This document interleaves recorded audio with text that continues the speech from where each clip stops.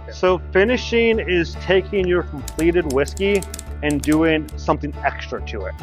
So you'll see a lot of port finishes, Cabernet wine finishes. You'll have different things like maple syrup finishes, things like that.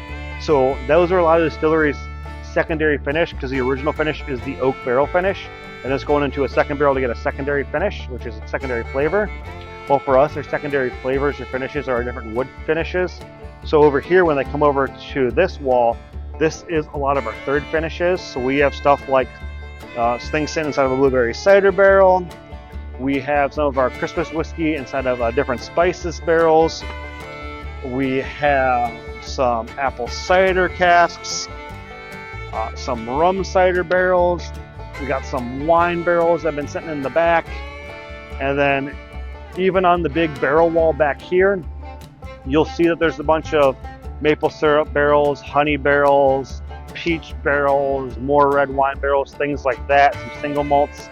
What is very unique, one of the things that we found is we make you really good honey whiskey. And if you go and you look at other distillers like Jack Daniel's or Wild Turkey, they have honey whiskeys, but they're honey flavored whiskeys. Ours, it's done with, theirs is done with flavoring. Ours is done with raw honey.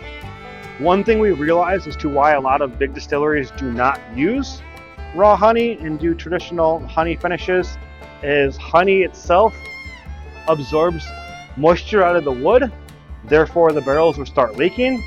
So you need to keep the barrels hydrated and keep watering them down. That's how you keep the honey and liquid from leaking out of the barrels. So most of the barrels you see at our distillery that are leaking are honey barrels because they absorb moisture.